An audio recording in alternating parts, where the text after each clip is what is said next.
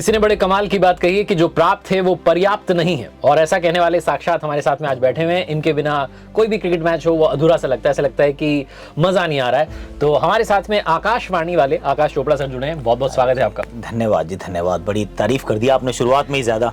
I mean चने के झाड़ पे चढ़ा दिया, आप गिराओगे तो नहीं? नहीं। अच्छा नहीं। तो माय एफएम का ये जो स्पेशल शो है गपशप विद कार्तिक, उसमें आज गपशप के लिए आकाश सर हमारे साथ जुड़े हैं। और मैं आपसे जानना चाहता हूं सबसे पहले कि टीम इंडिया के पास में जो प्राप्त है फिलहाल, क्या वो पर्याप्त है या नहीं?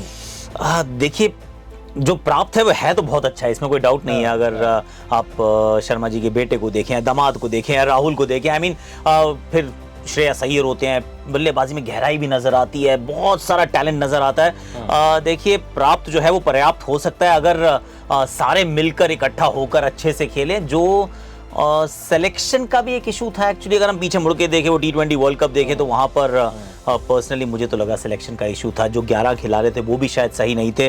अब जो 50 ओवर का वर्ल्ड कप, क्योंकि अब वो घर पर है, I mean we start as favourites. और 2015 2019 ये दोनों जो 50 ओवर वाले वर्ल्ड कप जो अब होते हैं वो घरेलू टीम जीतती है।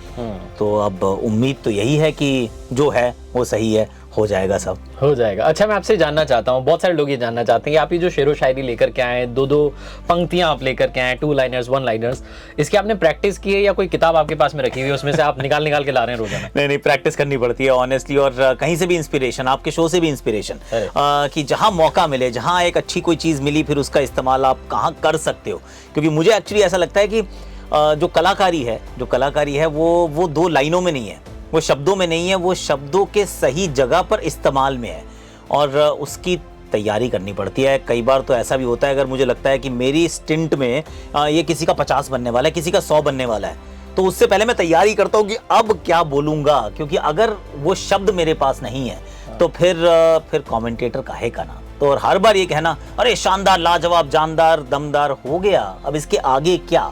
अगर वो पिक्चर्स को कहते हैं कि अगर उसमें आप कुछ ऐड ना कर पाओ तो इससे अच्छा खामोशी रह जाओ। बहुत बढ़िया। और मैं देखता हूँ जब भी कभी जयपुर में मैच होता है तो आप रोड्स के नाम जो है वो लेने लगते हैं, आप मिठाइयों के नाम लेने लगते हैं, या सिर्फ जयपुर नहीं, कभी दिल्ली में हो या अहमदाबाद में हो तो आप वो लोकल टच जो है उसको आप ऐड करते हैं। मैं आपसे जानना चाहता हूँ कि जो यंगस्टर्स अगर वो कमेंटेटर बनना चाहते हैं या क्रिकेट इस फील्ड में एज ए कमेंटेटर आना चाहते हैं, करियर ऑप्शन देखते हैं, आप उनको क्या एडवाइस करोगे? देखिए, मैं उनको सिर्फ ये कहूँगा कि एक तो क्रिकेट को फॉलो करो बड़े शिद्दत के साथ, और उसके बाद खेल को समझो। अगर खेल समझना शुरू करोगे तो फिर कहानी बड़ी आसान होती जाती है, क्योंकि जो चीज़ आपके जहन में रहती है, देखिए हाईलाइट क्या है, जो पोस्टर वाली बात है कि अच्छा ये अच्छी लाइन थी, किसी ने 2 बार दोहराई और ऑल ऑफ दैट, लेकिन अंत में जो आपको लंबे समय तक वहाँ पर टिका के रखेगी चीज़ वो है कि क्या आप खेल को अच्छे से पढ़ पा रहे हो। अगर आप अच्छे से पढ़ पा रहे हो तो फिर वो आपको हमेशा, वो कहते हैं कट अबव द रेस्ट, फिर फर्क नहीं पड़ता कि आपने कितनी क्रिकेट खेली है या बिल्कुल नहीं खेली है। हर्षा भोगले जी उसका एक बहुत अच्छा एग्जाम्पल है, जतिन सप्रू एक अच्छा एग्जाम्पल है कि आप नहीं भी खेले हो तब भी आप वहाँ हो सकते हो, प्रोवाइडेड कि आप अपने खेल से बहुत शिद्दत के साथ प्यार करते हो और समझने का पूरा जद्दोजहद के साथ उसके लिए प्रयास करते हो। क्या बात है। अभी प्रयास की बात चली तो मैं एक खिलाड़ी के प्रयास की बात करना चाहता हूं जिसका नाम है विराट कोहली। बहुत लोगों ने कहा कि टीम से बाहर कर दो, कप्तानी से हटा दिया गया, बहुत एक तरीके का इतना कमाल का क्रिकेटर उसके करियर में ऐसा फेज आ गया, उनको लगा शायद कि पता नहीं क्या होगा। बहुत लोगों ने सोचा था कि शायद अब वापसी ना करें, लेकिन वो व्यक्ति कमाल की वापसी करता है। विराट कोहली छा जाते हैं, दुनिया उनको बहुत सारा प्रेम भेजती, बहुत सारा प्यार भेजती। उनकी वाइफ ने एक बहुत ही इमोशनल नोट लिखा। आप विराट कोहली की वापसी को कैसे देखते हैं? आपको उनकी इस वापसी से क्या लर्निंग समझ में आती है और आप शेयर करना चाहते हैं? देखिए, सबसे बड़ी लर्निंग जो है वो ये है कि कुछ नॉन नेगोशिएबल्स होते हैं आपकी लाइफ में। अब चाहे आप बिल्कुल वो आसमान, वो कहते हैं बुलंदियों पे आप छू रहे हो, या वहाँ बैठे हो, या फिर बिल्कुल वहीं आप कहीं वो फर्श पे हो या अर्श पे हो, फर्क नहीं पड़ता। आपके वो नॉन नेगोशिएबल्स जो वैसे के वैसे रहने चाहिए। तो मेरे पिताजी ने एक्चुअली बताया, ये बचपन से समझाया कि ना, मतलब वो खुशी में बहुत ज़्यादा उड़ो मत और गम में बिल्कुल ज़्यादा गिरो मत, वो सम रहना सीखना ज़रूरी है। कोहली से तो मैंने ये सीखा है कि जब रन बना रहा था तब भी वो वैसे नाप के तोल के खाता था, उतनी ही प्रैक्टिस करता था, उतना ही जिम जाता था, उतनी गेंदें मारता था, और फिर जब रन नहीं बना रहा था तो भी वो डिसिप्लिन जो है वो कहीं गया नहीं, वो आज भी वैसा का वैसा है। तो अगर आप उस को मेंटेन कर सकते हैं लगातार, इर्रेस्पेक्टिव की नतीजे कैसे हैं, तो जिंदगी खेल या आपको एक और मौका जरूर देती है, लेकिन उसके लिए आपको फिर तैयार रहना पड़ता है। फिर ऐसा ना हो कि जिस दिन मौका मिला उस दिन आपको थोड़ा पेट निकल गया, उस दिन आपको थोड़ा सा वो खाने का मन ज्यादा कर गया है, तो फिर उसके लिए अगर तैयारी नहीं है तो फिर अपने आप को ब्लेम करना पड़ेगा, किसी और को नहीं। क्या बात है। इस पर मुझे वो याद आता है अपने सम रहने की बात की, किसी ने बड़े कमाल की बात कही कि ना तो दुख की रात नींद आती है और सुख की रात कौन सोता है। तो ना तो दुख की रात है ना सुख की रात है, वो बैलेंस कहीं पे रखना पड़ता है। एक और खिलाड़ी है जिसके बारे में हम बात करना चाहते हैं, सूर्य कुमार यादव। 11-12 साल टीम से बाहर रहे, उन्हें लगता था अब मेरा नाम आ जाएगा, अब मेरा नाम आ जाएगा, और हर बार देखते थे नाम नहीं आता था। इतने लंबे समय तक धीरज बना के रखना आपको नहीं लगता कि मुश्किल काम है, और सूर्य कुमार ने उसे बनाए रखा और फाइनली वो अपना फल जो है पा रहे हैं? देखिए मुश्किल है, लेकिन वो कहते हैं ना, माली सींचे 100 घड़ा ऋतु आए फल हुए। तो फिर वो 100 घड़ा सींचना पड़ता है, और सबका ना जिंदगी का जो ग्राफ होता है वो एक जैसा नहीं रहता। कोई 16 साल में सचिन तेंदुलकर बन जाता है और इंडिया के लिए खेल जाता है, कोई 28 साल 29 साल का सूर्य कुमार यादव होता है जो इंतजार कर रहा होता है अपने समय का कि कभी तो मेरा टाइम आएगा। और पर तैयारी पूरी थी, क्योंकि मैंने उनको बड़े अच्छे से, बड़े पास से देखा। मैंने तब भी उनसे बात की जब वो नहीं खेल रहे थे भारत के लिए। वो कहाँ पे, जैसे मुंबई में 2.5 महीने बारिश होती है, प्रैक्टिस नहीं हो सकती, तो वो जगहें ढूंढते थे, कभी हिमाचल जाते थे, कभी बैंगलोर जाते थे कि मेरे को ना प्रैक्टिस करनी है, 2.5 महीने में बर्बाद नहीं कर सकता हूँ। अभी नहीं खेल रहा हूँ इंडिया के लिए, लेकिन खेलना मुझे है, तो कभी ना कभी तो मेरा टाइम आएगा, लेकिन वो तब आ पाएगा जब आज मैं उसके लिए मेहनत कर रहा हूँ। तो फिर वो सींचे जा रहे थे, तो इवेंचुअली जब फल हुए हैं तो खाने में उनको तो मजा आ ही रहा है, हम भी उसके बड़े लुत्फ उठा रहे हैं। क्या बात है। अच्छा, एक खिलाड़ी के बारे में और हम बात करते हैं। चलो खिलाड़ियों की बात चलिए, संजू सैमसन, उनके साथ क्या समस्या हो रही है, क्यों नहीं आ पा रहे हैं, वो टिक क्यों नहीं पा रहे, आ रहे हैं तो? देखिए काम ना, ये संजू सैमसन की एक फैन आर्मी है, और आजकल ये बड़ा इंटरेस्टिंग रहता है कि और माहौल बड़ा इंपॉर्टेंट है इंडियन क्रिकेट में। तो संजू बहुत कमाल के खिलाड़ी हैं, इसमें कोई दो राय नहीं है।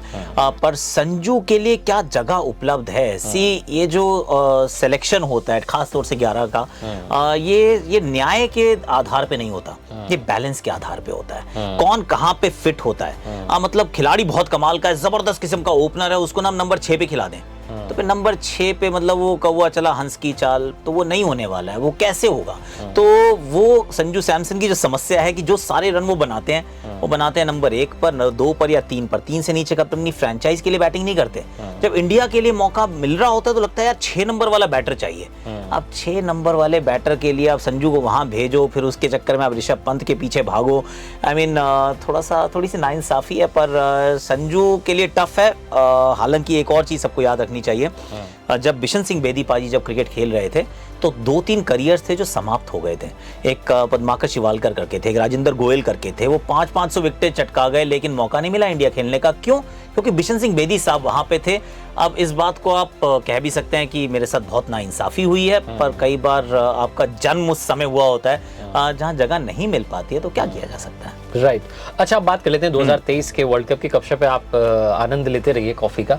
2023 का जो वर्ल्ड कप है, आपको क्या लगता है कौन सा फैक्टर जो है सबसे ज्यादा इंपॉर्टेंट रहेगा? क्योंकि T20 में हम देखते हैं अग्रेशन मैटर करता है, टेस्ट में हम देखते हैं पेशेंस मैटर करता है, वनडे जो फॉर्मेट है अब ये कहां पर रह गया बीच में? ये बड़ा इंटरेस्टिंग है एक्चुअली, क्योंकि अब आप फिर दोबारा जो मुझे लगता है एक डिफरेंशिएटर आने वाला है, कोशिश कर रही है भारतीय टीम उसको एड्रेस करने की, अभी तक तो नहीं कर पाई है। I'll be honest, नहीं कर पाई है। वो ये कि आपके टॉप 6 के अंदर एक नहीं तो 2 आपके पास बॉलर होने चाहिए जो आए थोड़ी सी बॉलिंग कर पाए।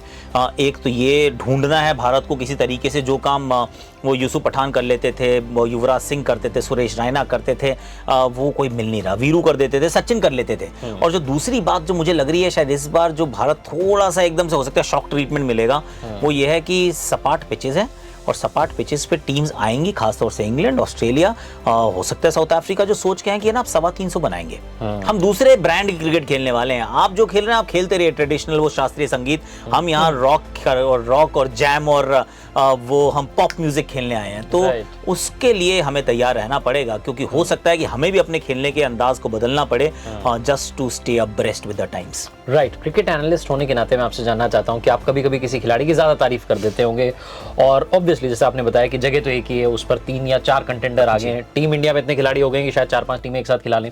तो ऐसे में जब फैन आर्मी पीछे पड़ जाती होगी सोशल मीडिया पर, आप उस प्रेशर को कैसे हैंडल करते हैं, या पढ़ते ही नहीं आप कमेंट्स? यार कमेंट्स पढ़ता हूं मैं एक्चुअली, और कल भी अपनी वाइफ से बात कर रहा था मैं कि पढ़ो और भूल जाओ और छोड़ दो, क्योंकि हमारे ये इंसानों की ना, मतलब ये हमारी ह्यूमंस की ये एक प्रॉब्लम है कि टेंडेंसी है कि 50 कमेंट होंगे, उसमें से ना एक खराब होगा, उल्टा याद रह जाएगा।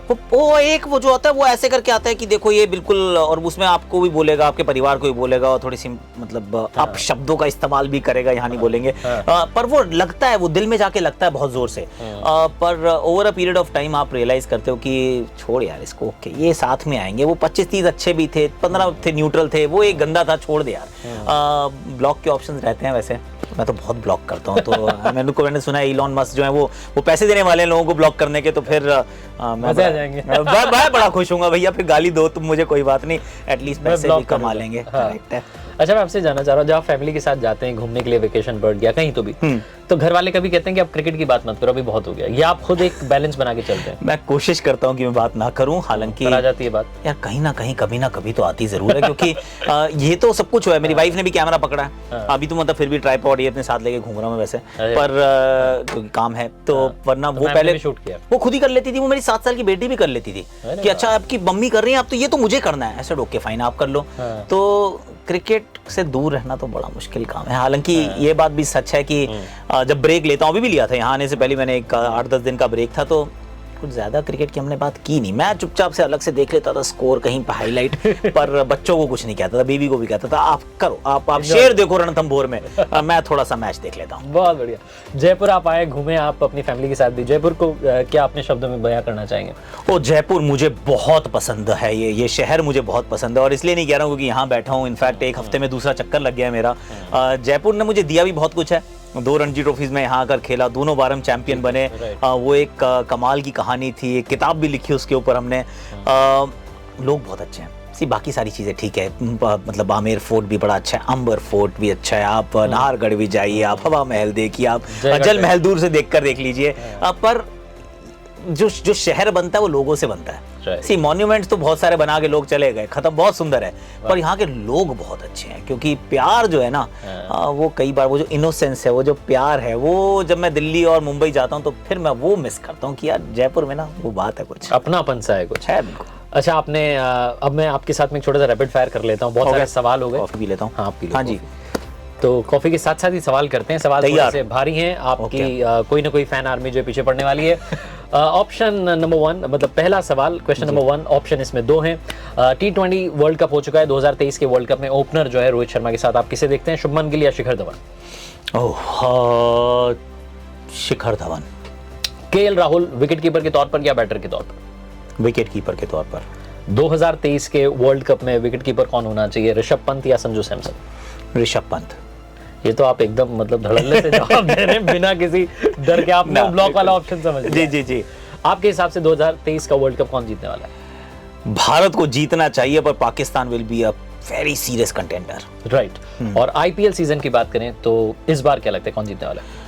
एक बार फिर बड़ा मुश्किल काम है, ये टीम्स देखनी पड़ेंगी दोबारा। नहीं, ये इसका सीधा स्ट्रेट फॉरवर्ड जवाब मैं नहीं दे सकता, क्योंकि 10 टीमें हैं। हाँ। और अभी तो देखिए ऑक्शन होना है, ऑक्शन के बाद एक बार फिर पता चलेगा कौन सी टीम कहाँ खड़ी है।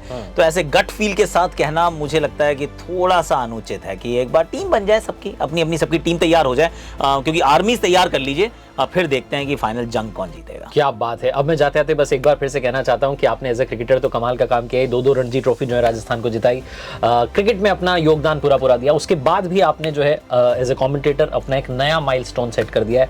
आपके जीवन में आप किन शब्दों से मोटिवेट होते हैं, कौन सी वो बात है या कोई किस्सा है जो आप शेयर करना चाहते हैं हमारे व्यूअर्स के साथ? किस्से एक्चुअली बहुत सारे हैं, वो छोटी छोटी चीजें होती हैं जो आपको लगातार डिफरेंट स्टेजेस पे ना वो मोटिवेट करती रहती हैं। मेरे पिताजी रोज सुबह मेरे को एक्चुअली एक सुबह का एक मैसेज भी भेजते हैं व्हाट्सएप पे, उसमें भी मोटिवेशनल कुछ ना कुछ कहानी जरूर रहती है, कहीं छुपी रहती है। और मुझे लगता है कि जो सबसे बड़ी बात, जो 2-3 चीजें हैं, एक तो ये कि वो एक इंग्लिश का एक शायद ये है कि it's always a bend, it's not the end. तो जब भी आपको लगे कि चीजें खत्म होने वाली हैं, बहुत खराब है, कुछ नहीं है, उम्मीद कीजिए कि ये सिर्फ बेंड है, ये खत्म नहीं हो गई, मुड़ेगी, फिर दोबारा कहीं ना कहीं कोई कहानी खुलेगी। तो डोंट कंसिडर कि ये कहानी खराब है। दूसरा, रिस्क टेकर बनिए, रिस्क लेने से थोड़ा सा घबराइए मत। ये मतलब मेरी फिलॉसफी रही कि मैं राजस्थान भी जब आया तो दिल्ली छोड़ के राजस्थान कौन आता है, पर मैं आया कि नहीं, मुझे आना है, मुझे खेलना है। और अगर नहीं आता तो 2 रणजी ट्रॉफी नहीं जीतते, कहानी नहीं बनती। कमेंट्री ऐसे कौन करता है यार, ये कमेंट्री करने का तरीका थोड़ी ना है, ये तो पहले दूसरे तरीके से होती थी। पर चांस लिया कि ऐसे करके देखते हैं, फिर देखते हैं क्या होगा। तो वो चांस लेने से डरना नहीं है, रिस्क उठाओगे तभी उसका रिवॉर्ड मिलेगा। पर फिर वही है कि भाई वो मोड़ है, वो अंत नहीं है। अगर खराब चीजें जा रही हैं तो फिर समय को थोड़ा समय दो, समय बदल जाएगा। क्या बात है, वक्त को भी वक्त देना पड़ता है वक्त बदलने के लिए। Thank you so much. एक बार फिर से मैं बोलना चाहता हूं, ऊपर वाले के आशीर्वाद, अपनी मेहनत और अपनी फैमिली के प्यार के साथ कर दिखाओ कुछ ऐसा कि दुनिया करना चाहे आपके जैसा। Once again thank you so much आने के लिए। Thank you so much Karthik ji, thanks a lot. Thank you.